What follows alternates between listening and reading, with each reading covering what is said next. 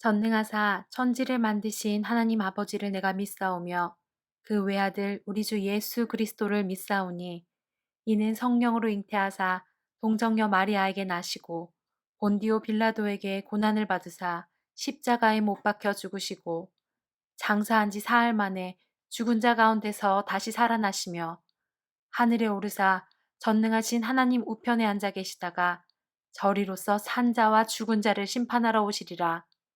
성령을 믿사오며 거룩한 공회와 성도가 서로 교통하는 것과 죄를 사하여 주시는 것과 몸이 다시 사는 것과 영원히 사는 것을 믿사옵나이다.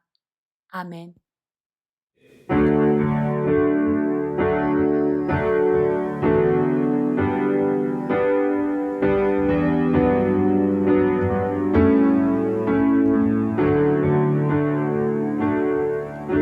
주 부르심 따라 예수 이름 부르며 나의 인생을 드렸네.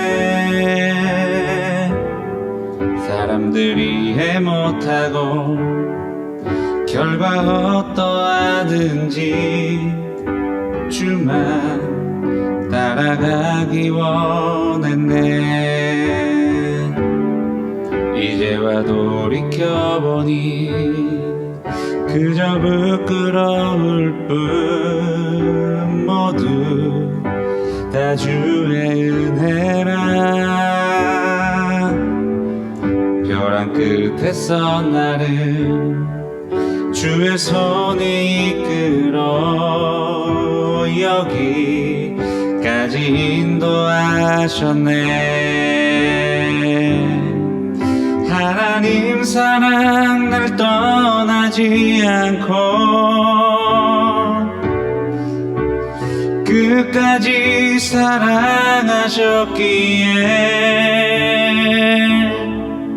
오직 예수와 십자가만 바라보면서 나의 생명도 아낌없이 드리기 원했네. 내 노래가 상한 영혼 일으켜 다시 살게 하는 노래가 되길.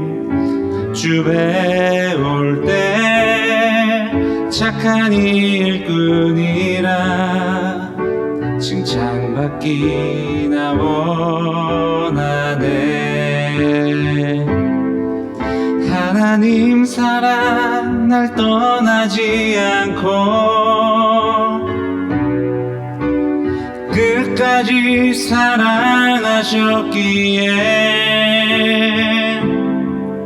오직 예수와 십자가만 바라보면서 나의 생명도 아낌없이 드리기 원했네.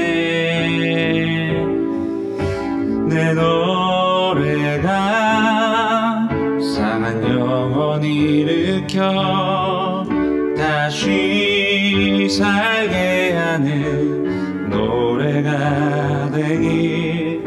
주 배울 때 착한 일꾼이라 칭찬받기나 원하네. 거룩하신 하나님께 감사와 찬양을 올려드립니다. 죄악으로 물든 이 세대와 나를 불쌍히 여겨주시고 용서하여 주옵소서. 우리를 성령 충만케 하사 이 세대 가운데 하나님의 영광을 드러낼 수 있게 하옵소서. 믿지 않는 자들에게 예수 그리스도를 전하는 사명을 감당할 수 있는 능력을 주옵소서. 하나님께서 기뻐하시는 아름다운 교회 공동체를 이루어가게 하옵소서. 플라잉 워십을 통하여 미디어 세상 가운데 하나님 나라를 세워가게 하옵소서. 오늘 선포되어지는 하나님 말씀을 통해 그리스도인으로서의 정체성을 회복하게 하옵소서. 모든 것을 주님께 맡겨드리오며 예수 그리스도의 이름으로 기도드립니다. 아멘. 오늘 우리에게 주시는 하나님의 말씀은 고린도후서 10장 17, 18절 말씀입니다. 자랑하는 자는 주 안에서 자랑할지니라. 옳다 인정함을 받는 자는 자기를 칭찬하는 자가 아니오 오직 주께서 칭찬하시는 자니라. 아멘. 안녕하세요. 플라잉워십의 신태호 목사입니다. 오늘도 영상으로 예배를 드리는 모든 분들을 주님의 이름으로 환영하고 축복합니다. 여러분, 우리 모두가 그리스도인으로서의 삶을 제대로 살아가길 정말 주님의 이름으로 축원합니다. 여러분, 정말 예수님께서 이 땅에 오셔서요, 이 세상 가운데서 하신 일들 중에 한 가지만 오늘 말씀을 좀 드리려고 하는데, 이것은 무엇이냐면 바로 하나님의 영광을 드러내는 일이었습니다. 결국 이 하나님의 영광을 드러내는 일은요, 우리 모든 그리스도인들에게 사명과도 같은 그런 삶이 되었다라는 거예요. 그렇기 때문에 정말 우리 모두가요, 우리 그리스도인 된 우리 모두가 정말 그리스도인답게 세상 가운데서 정말 살아가시길 정말 간절히 소망합니다. 그렇다면 이 하나님의 영광을 드러내는 것이 어떠한 식으로 해야 되는지에 대해서 좀 이야기를 좀 나눠보려고 하는데, 이 오늘 본문 고린도 후서가 이제 쓰여진 이유를 잠깐 살펴보면요, 고린도 교회에서 이제 어떠한 이제 문제들이 있었냐면, 바울이 분명히 고린도 교회를 세웠어요. 그리고 바울의 제자들을 또 이제 고린도 교회 안에 지도자로 세우는 상태로 바울은 또 다른 이제 전도 여행을 떠났는데, 근데 이 안에서, 이 고린도 교회 안에서 이 바울의 지도력에 대한 불신이 이제 막 샘솟듯이 생기기 시작을 합니다. 그러다 보니까 이제 바울의 지도력에 대한 어떤 그 비판적인 그런 어떤 의견들이 막 이렇게 나오기 시작을 한 거예요. 그러니까 이제 고린도 교회 안에서 여러 가지 이것 때문에 이제 분란이 일어났던 거죠. 그래서 고린도 후서, 이제 그 전에는 이제 고린도 전서라는 이제 서신을 먼저 이제 고린도 교회로 바울이 보냈어요. 근데 이 고린도 전서를 이제 읽어보신 분들은 알겠지만, 고린도 전서에서는요, 이 복음에 대한 확신, 그리고 이 복음에 대한 어떤 강력한 바울의 그 호소가 있었어요.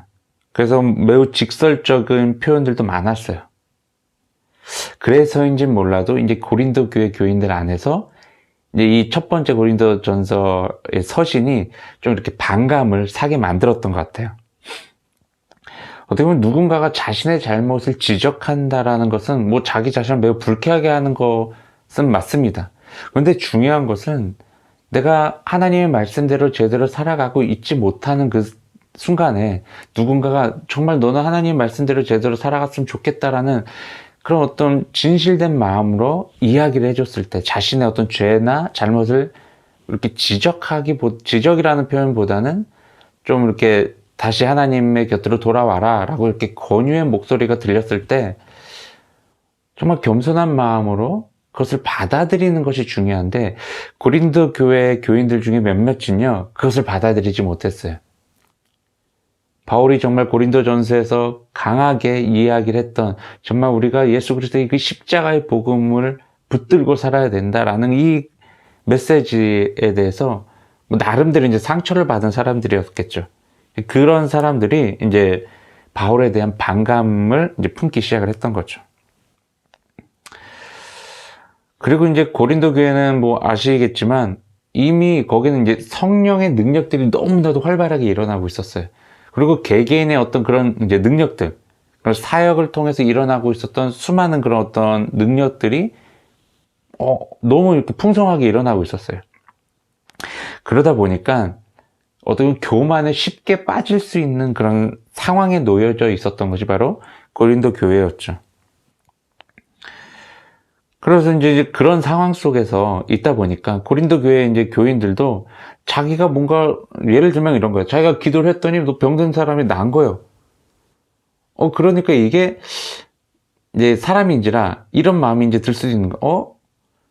나도 바울처럼 이러한 것들이 가능해지네? 그러다 보면 바울에 대해서 이제 좀 이렇게 뭐라 그래야 될까? 바울의 어떤 능력이나 또 바울이 고린도 교회에 행했던 그런 여러 가지 업적들에 대해서 되게 과소평가를 하게 된다는 거죠. 그러면서 바울의 어떤 지도력이나 심지어 바울의 뭐 영성까지도 이제 뭐 비판하게 되는 사람들이 생겨났을 수도 있다는 거예요. 그런데 이 바울이 이제 고린도 전서 또 이제 고린도 후서를 이제 썼잖아요. 근데 그 내용들을 잘 살펴보면요, 바울의 마음이 느껴져요. 정말 바울이 얼마나 고린도 교회 교인들을 사랑하고 있는지를 느껴져요.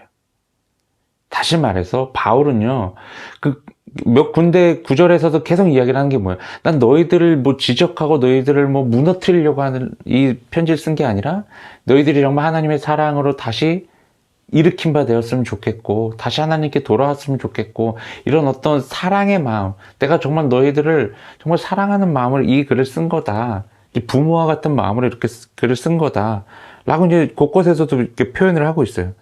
즉 바울은요, 고린도 교회 교인들을 막 무너뜨리고 그들의 잘못을 지적하면서 그들을 정죄하려고 쓴 것이 아니라 죄로부터 그들이 정말 떠났으면 좋겠다라는 그런 간절함을 가지고 서신을 보냈던 거예요. 근데 이제 이것을 받아들였던 사람들 입장에서는 매우 불쾌한 사람들도 있었던 거죠.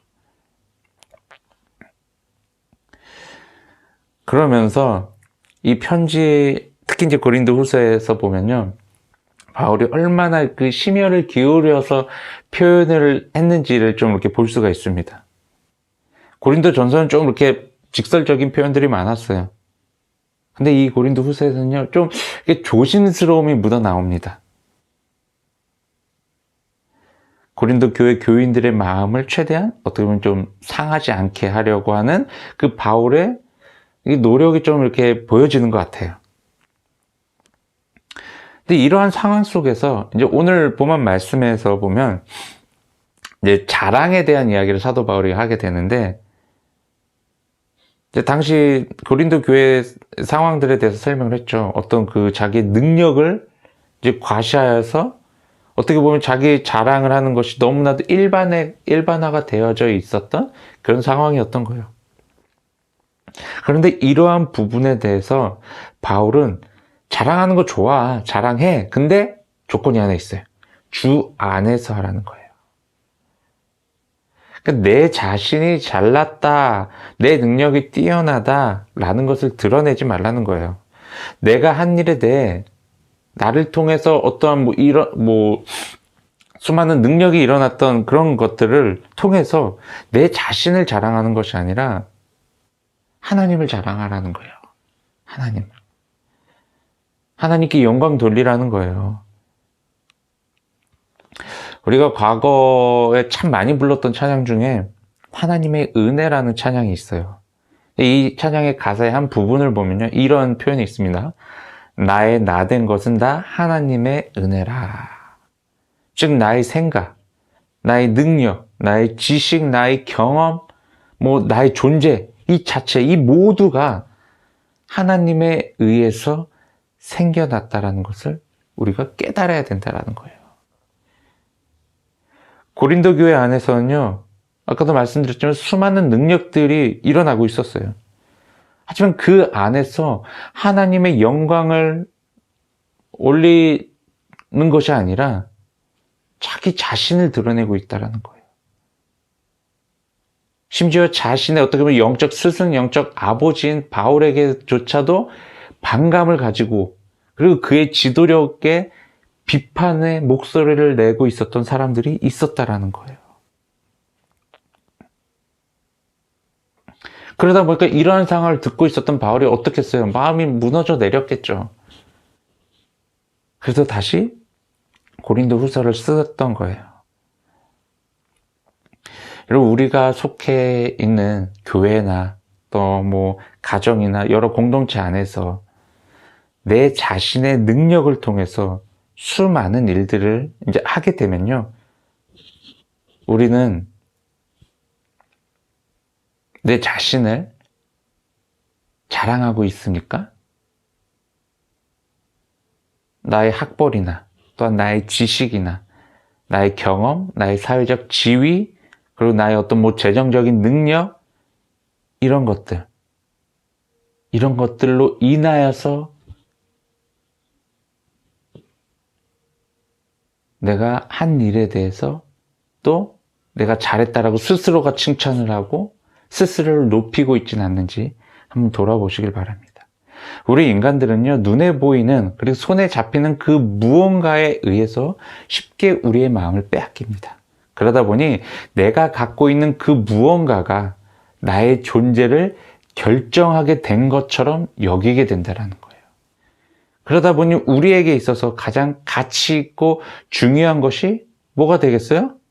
내가 자랑할 수 있게끔, 내가 이렇게 엄청난 능력을 발휘할 수 있게끔 도와준, 그리고 이렇게 내 자신을 스스로 자랑할 수 있게끔 해준 손에 보이는 그 무언가, 돈, 권력, 명예, 지식, 경험, 이런 것들이 나에게 가장 가치 있고 중요한 것이 되어지겠죠.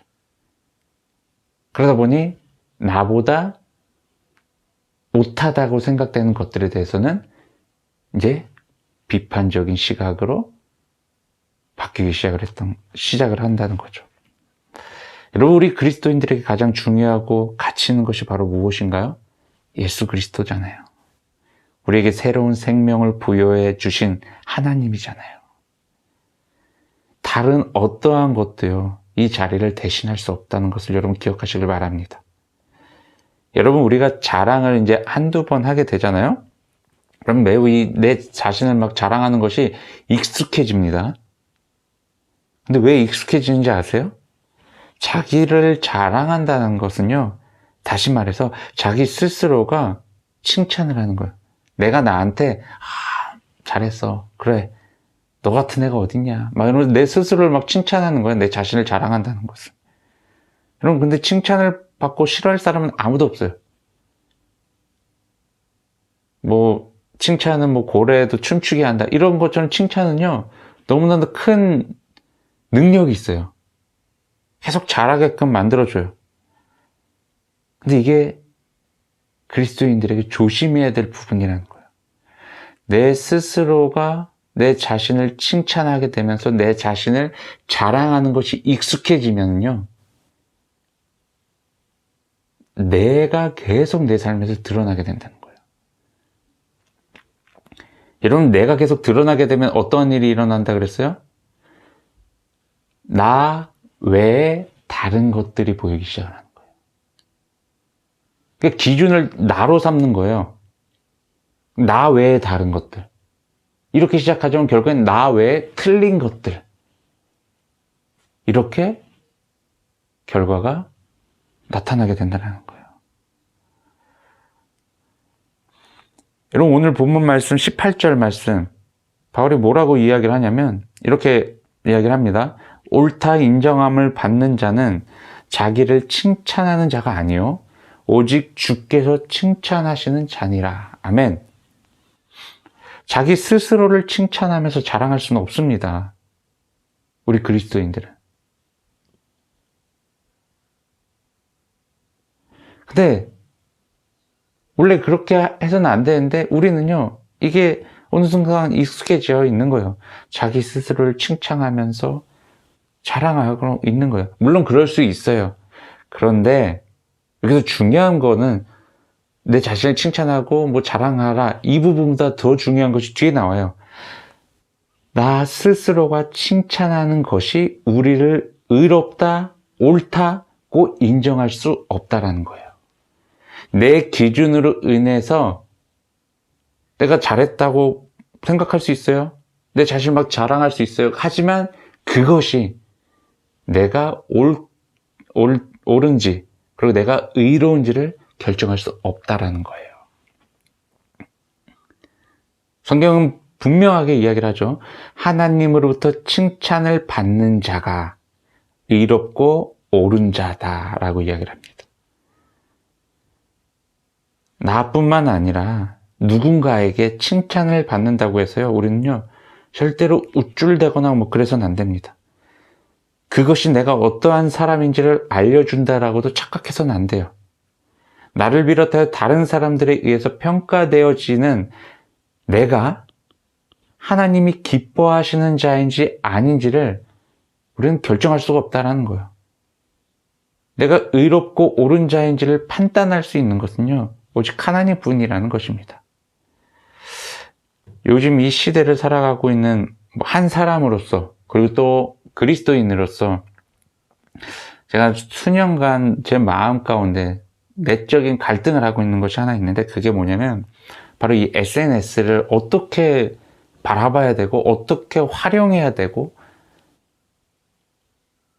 이 부분에 대해서 아직 솔직히 말씀드리면 자유로워지지가 못했어요. 솔직히 과거에는 이런 이제 갈등이 없을 때는 저도 이제 뭐 아무런 거리낌 없이, 솔직히 말해서 아무런 생각 없이 그냥 뭐 내가 가지고 있는 생각들, 그리고 내가 먹고 뭐 내가 뭐 예전에는 뭐 만들어서 먹는 거, 요리하는 것도 좋아해서 막 찍고 그걸 막 많이 올리고 이랬어요. 그리고 내가 뭐 여행을 갔던 그런 사진들도 많이 올리고 막 이랬는데, 어떠한 사건이 있었어요. 뭐 다 아시겠지만 세월호 사건이 탁 이제 터지고 나서부터 SNS가 엄청 시끌벅적했어요. 이제 많은 이제 팔로워들이 막 자신의 생각들을 막 이야기를 하면서 나라를 비판하고 또 누군가를 비판하고 또 그 안에서 뭐 서로 위로하고 뭐 이런 다양한 뭐 이런 이야기들이 있었어요. 근데 이런 것을 보면서 참 마음을 너무 아프게 하는 것 중에 하나가 있었는데, 제가 또 이제 그리스도인이다 보니까 뭐 거의 99%가 저랑 팔로워인 사람들은 다 이제 그리스도인이에요. 그런데 저도 마찬가지였어요. 자기의 생각을 밝혀요. 자기의 의견을 밝혀요. 자기 의견을 주장해요. 좋아요. 여기까지는 좋아요. 그런데 꼭 마지막에 가서는 누군가를 향한 비판의 화살이 이 글 속에 담겨져 있다는 거예요. 이게 그땐 정말 심했어요. 그리고 제 마음을 이게 너무나도 힘들게 하고 가슴이 아프더라고요. 그러면서 막 나는 이러한 상황에서 나는 뭘 해야 될까? 스스로가 막 고민을 하고 하나님께 묻고 막 이런 시간이 있었는데, 그러면서 제가 이제 스스로 이제 결정을 내리고 딱 일주일 동안 제가 이제 페이스북에다가 이런 멘트를 하나 올렸어요. 하나님은 사랑이시다라는 말을, 이거를 매일 아침마다 똑같은 말을 계속 올렸어요. 7일 동안. 그리고 나서 그 이후에는 잠시 이제 SNS를 이제 떠났는데, 근데 그 글을 올릴 때도요, 참 재밌는 건 하나님은 사랑이시다라는 말에 대해서도 답글에 막 비판을 하는 그런 사람들까지 있었어요. 그분도 물론 크리스찬이에요. 근데 참 그걸 보면서 이게 뭔가 이게 무슨 상황인가 막 저도 막 그때는 이게 막 당황스럽더라고요. 근데 나중에는 그분이 이제 자기가 쓴 댓글을 지우시긴 하셨는데, 아무튼 우리가 이 SNS를 잘 활용해야 되는 건 맞아요. 근데 여기에서 조심해야 될 부분이 있다고 저는 생각이 됩니다. 자신의 생각으로 또 자신의 관점으로 눈앞에 놓여진 그 상황들을요, 판단하고 결정을 내리고, 이게 옳다 그르다라고 결정을 내리고, 그리고 더 나아가 누군가를 향해서 비난의 목소리들을 쏟아붓는다면 그것은 하나님이 원하시는, 다시 말해서 하나님께 칭찬 받을 수 없는 그런 모습이 아닐까라는 생각을 해보게 됩니다.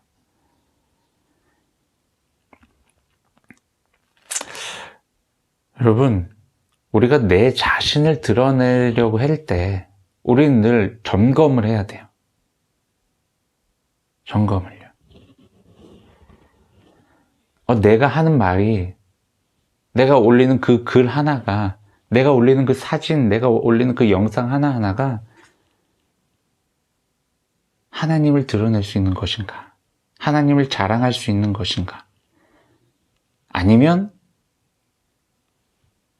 내 자신을 드러내기 위함인가? 내 자신을 자랑하기 위함인가?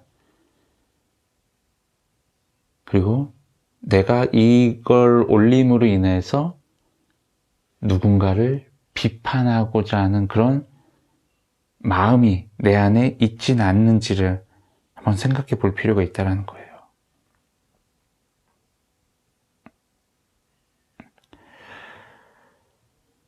여러분, 자신을 자랑하고 드러낸다는 것은요, 솔직히 말해서 사랑의 결핍이라는 것이 있기 때문이라고 생각됩니다. 어떻게 보면 뭐 사랑의 결핍이라는 표현보다는 좀 어떤 그 완전한 사랑을 경험하지 못하고 있기에 나 스스로가 또는 누군가로부터 이러한 사랑들을 체험을 받고자 하는 그런 욕구들로 인하여서 발생되는 현상일 것이다 라는 생각을 좀 해보게 됩니다.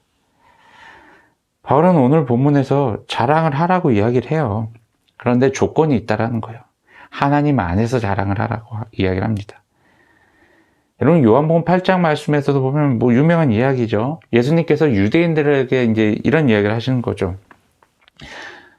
너희들이 이 내가 말하는 이 진리의 말씀 가운데 너가 거하게 될 때, 그 진리의 말씀 안으로 너희가 들어오게 되었을 때 너희들은 그 진리가 무엇인지를 깨닫게 될 것이고 그 진리가 너희의 삶을 자유롭게 할 것이다 라고 이야기를 합니다. 즉 하나님 안에 들어오게 되면은 모든 게 끝난다는 거예요. 하나님 안에 들어오게 된다면요, 우리는 자유를 누리고 사랑의 그 충만한 상태에서 부족함 없이 어떠한 결핍도 없는 삶을 살아가게 된다는 거예요.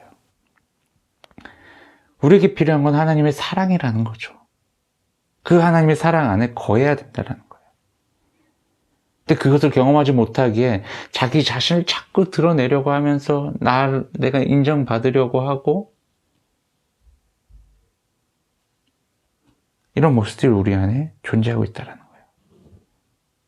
우리 인간들은요, 스스로가 연약하고 부족하고 불완전한 존재임을 깨닫는 것이 정말 중요하고요. 그리고 더 중요한 것은 내가 그 부족하고 연약한 것을 채울 수 없다는 것을 인정해야 됩니다.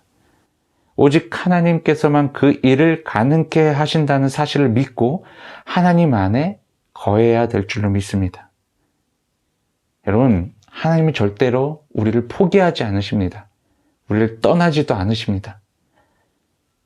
우리가 걸어가야 하는 그 길은요, 예수님께서 가신 그 길입니다.